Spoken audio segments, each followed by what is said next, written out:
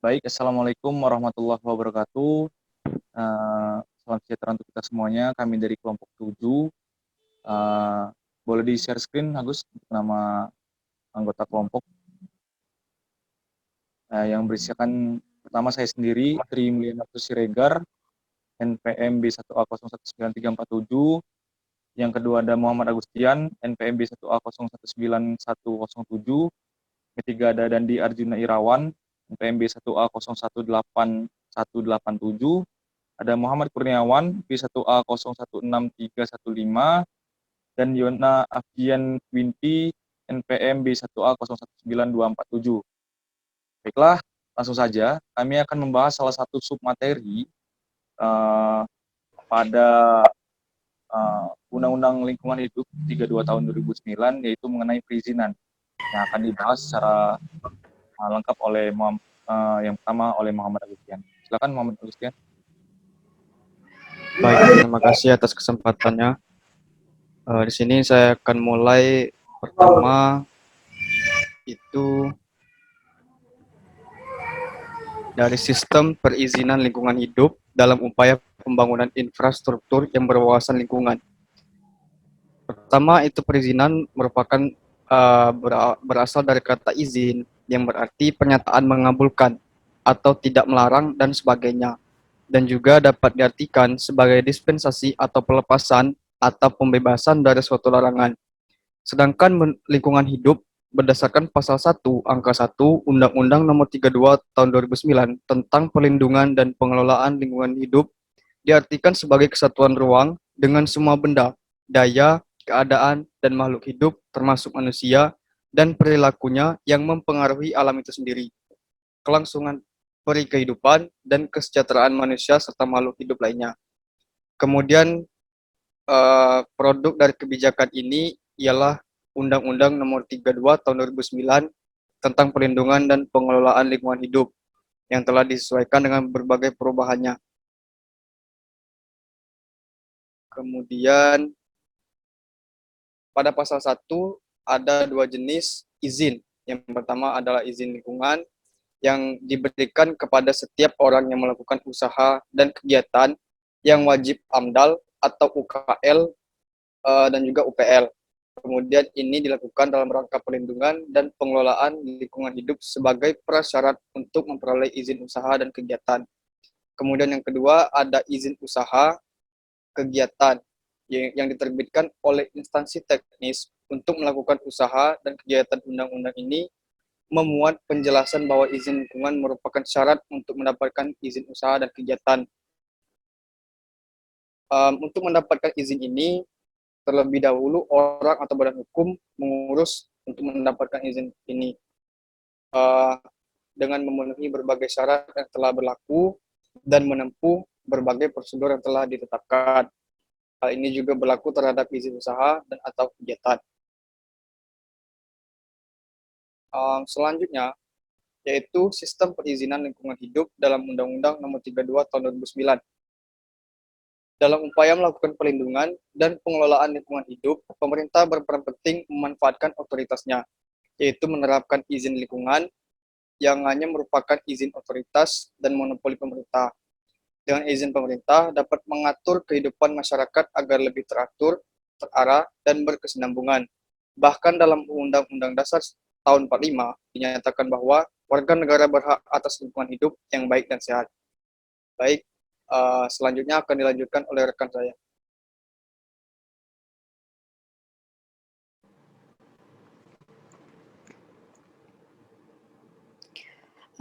Ada beberapa sistem perizinan lingkungan hidup yang berwenang dalam menerbitkan izin lingkungan hidup adalah Menteri, Gubernur, atau Bupati, garing Wali Kota, sesuai dengan kewenangan surat keputusan kelayakan lingkungan atau rekomendasi UKL-UPL-nya dalam pasal 36 angka 2 UU PPLH.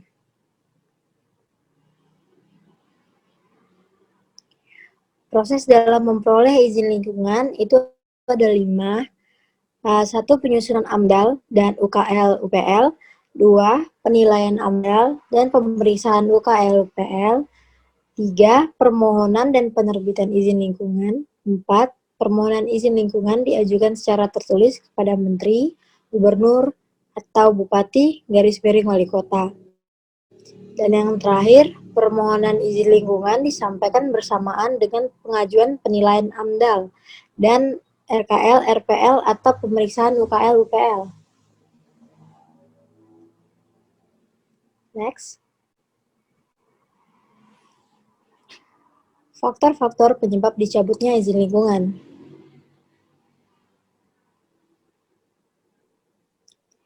Dalam UU PLLH, Undang-Undang Perlindungan dan Pengelolaan Lingkungan Hidup, Pasal 37 Ayat 2, ditentukan izin lingkungan dapat dibatalkan apabila a. Persyaratan yang diajukan dalam permohonan izin mengandung cacat, maksudnya cacat hukum, kekeliruan, penyalahgunaan, serta ketidakbenaran dan atau pemalsuan data, dokumen, dan informasi. Lalu B. Penerbitan tanpa memenuhi syarat, sebagaimana tercantum dalam keputusan Komisi tentang Kelayakan Lingkungan Hidup atau rekomendasi UKL-UPL-nya. C. Kewajiban yang ditetapkan dalam dokumen AMDAL atau UKL-UPL tidak dilaksanakan oleh penanggung jawab usaha dan atau kegiatan.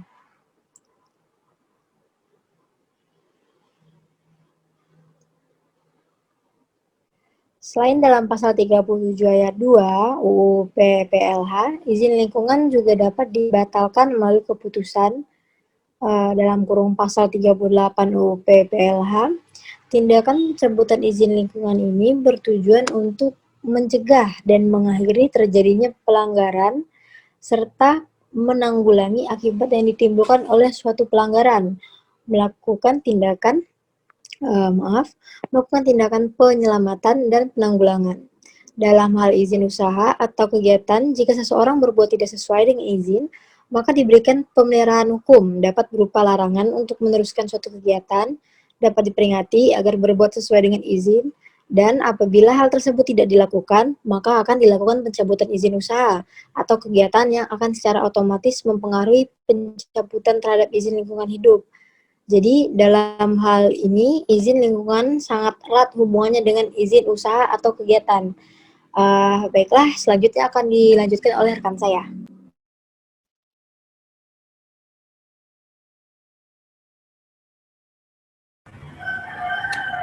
Baiklah, saya akan melanjutkan presentasi dari teman saya tentang lingkungan tadi. Pada era dunia modern, dalam upaya perlindungan lingkungan secara spesifik dimulai ketika konferensi Stockholm yang diselenggarakan pada tahun 1972. Hal ini dipahami secara global, faktor penyebab tumbuhnya kesadaran lingkungan dan kebutuhan terhadap instrumen hukum sudah berkembang dengan begitu pesatnya. Indonesia telah mengeluarkan berbagai kebijakan dan instrumen hukum terkait dengan lingkungan hidup dan selalu berupaya untuk melakukan perbaikan pada instrumen hukum yang ada.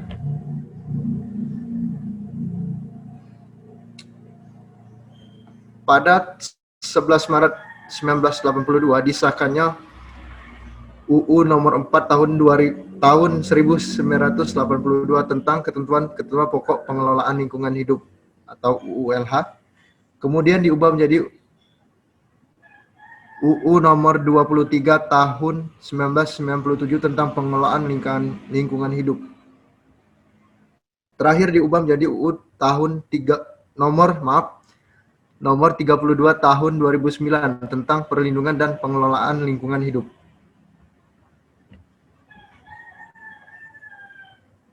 Next.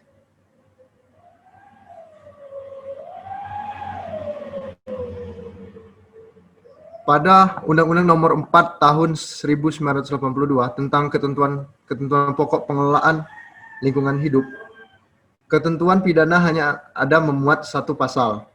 Adapun sanksinya ialah hukum penjara maksimal 10 tahun atau denda maksimal 100 juta.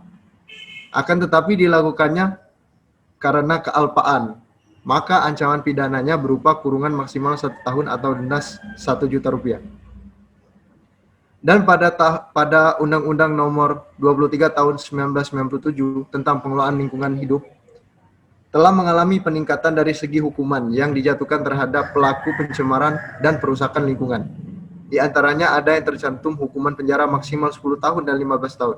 Kemudian denda mulai dari 300 juta hingga 750 juta rupiah.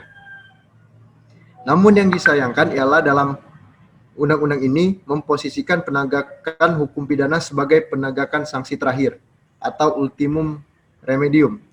Akibatnya, penegakan sanksi pidana menjadi kurang. Pun asas ultimum remedium dalam penjelasannya kurang jelas dan tegas.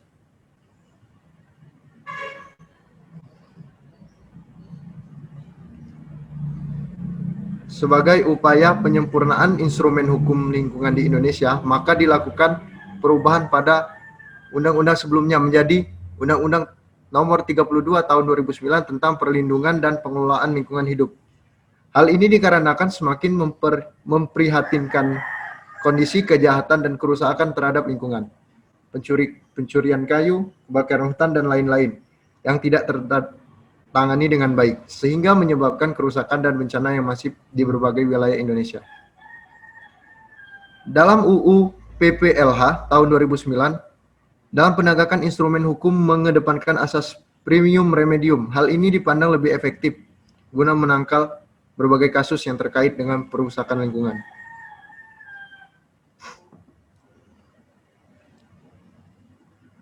Hal yang berbeda dengan UU PLH adalah adanya satu jenis izin baru yang salah dihindari pemerintah, yaitu izin lingkungan. Yaitu hanya diwajibkannya kegiatan atau usaha yang wajib dilakukan analisis mengenai dampak lingkungan atau AMDAL. Atau kegiatan yang wajib dilakukan kajian rencana pengelolaan lingkungan atau rencana pemantauan lingkungan.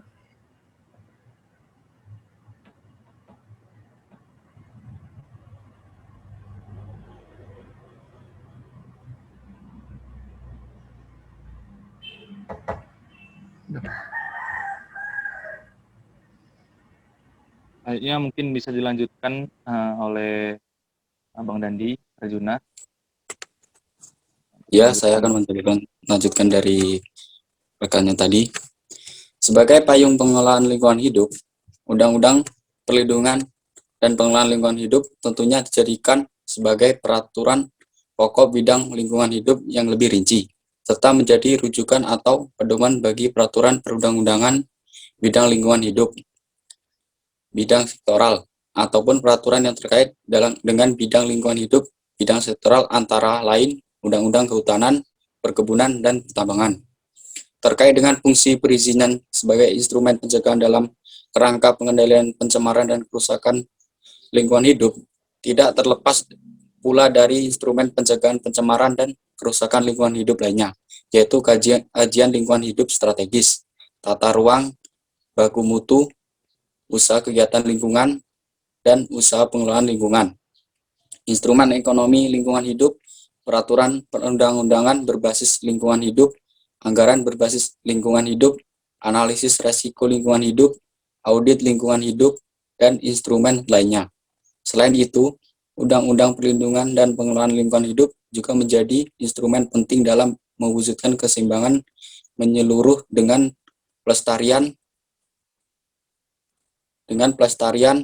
fungsi lingkungan hidup. Penanggulangan yang dimaksud adalah kewajiban yang harus dilakukan oleh pemegang izin jika terjadi pencemaran dan kerusakan lingkungan hidup. Pengaturan di sistem perizinan ini mempertimbangkan aspek kualitas lingkungan hidup yang kian menurun, pemanasan global, serta laju pertumbuhan penduduk yang begitu pesat. Hal ini mengakibatkan Undang-Undang Perlindungan dan Pengelolaan Lingkungan Hidup mewajibkan AMDAL untuk memperoleh izin usaha atau kegiatan. Dengan menyusun AMDAL berasal dari konsultan yang dilengkapi dengan sertifikat. Analisis mengenai dampak lingkungan hidup adalah kajian mengenai dampak penting suatu usaha dan kegiatan yang direncanakan pada lingkungan hidup yang diperlukan bagi proses pengambilan keputusan tentang penyelenggaraan usaha dan kegiatan. Selain itu, orang atau badan usaha juga wajib memiliki izin lingkungan, yang merupakan persyaratan utama untuk memperoleh izin usaha dan kegiatan. Aturan ini mendorong orang atau badan usaha untuk mengikuti ketentuan baku mutu baik udara, air laut maupun kerusakan lingkungan hidup, serta pencemaran dan kerusakan lingkungan hidup lainnya. Izin lingkungan hanya dapat diterbitkan oleh Menteri, Gubernur, atau Bupati. Adapun sanksi yang diperoleh akibat pelanggaran lingkungan melalui sanksi administrasi dan pidana. Sanksi administrasi berupa teguran tertulis, paksaan hingga pembekuan dan pencabutan izin lingkungan. Sedangkan sanksi pidana bisa berupa penjara belasan tahun dan denda hingga puluhan miliar rupiah. Seluruh muatan Undang-Undang Nomor 32 Tahun 2009 tersebut diterapkan guna mengutamakan keseimbangan pembangunan ekonomi, lingkungan, dan sosial yang berkelanjutan serta ramah lingkungan. Namun penerapan Undang-Undang Perlindungan dan Pengelolaan Lingkungan Hidup seringkali menghadapi persoalan karena masih banyak prakarsa yang belum sadar pentingnya menjaga dan melestarikan lingkungan serta diperlukan perubahan sikap dan kelakuan manusia, baik manusia maupun birokrat menjadi ramah lingkungan. Itulah selanjutnya akan dilanjutkan oleh rekan yang lainnya. Baik, terima kasih. Saya akan sedikit menambahkan apa yang telah disampaikan oleh teman-teman saya mengenai perizinan sebagai salah satu instrumen pencegahan pencemaran lingkungan hidup ini sendiri. Nah, jadi secara sederhana yang dapat kita artikan ya, kawan-kawan, bahwasanya mengapa perizinan dijadikan sebagai salah satu upaya untuk mengelola lingkungan hidup atau menyelamatkan lingkungan hidup.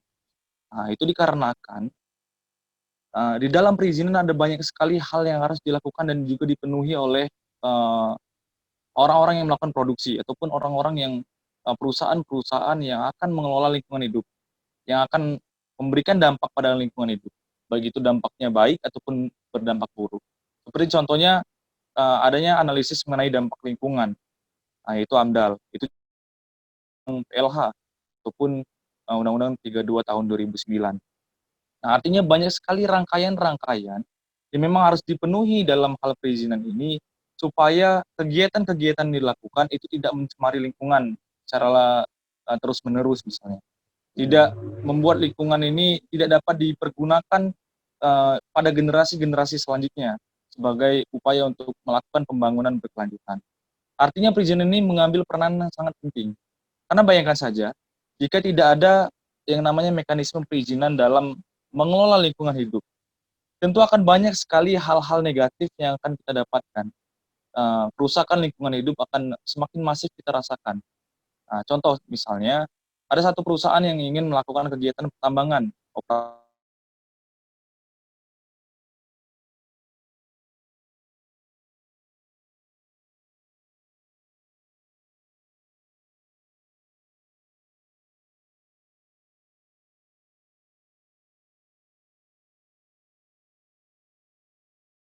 pengelolaan lingkungan hidup dan upaya pemantauan lingkungan hidup. Jadi ada banyak sekali keuntungan dan juga manfaat yang dihasilkan akibat dari perizinan ini sebagai salah satu instrumen pengelolaan lingkungan hidup yang ada sesuai dengan ketentuan pasal 14 Undang-Undang Nomor 32 Tahun 2009. Baik, mungkin itu saja yang dapat kami sampaikan dari kelompok 7. Sekali lagi kami ucapkan terima kasih. Lebih dan kurang kami mohon maaf. Kritik dan masukan sangat kami harapkan dari teman-teman dan juga Bapak Ibu dosen tentunya untuk membuat presentasi kami selanjutnya dan juga pembelajaran selanjutnya menjadi lebih baik lagi. Baik, cukup sekian dan terima kasih. Kami akhiri. Wabillahi taufiq wal hidayah. Assalamualaikum warahmatullahi wabarakatuh. Terima kasih. Assalamualaikum warahmatullahi wabarakatuh. Waalaikumsalam warahmatullahi wabarakatuh.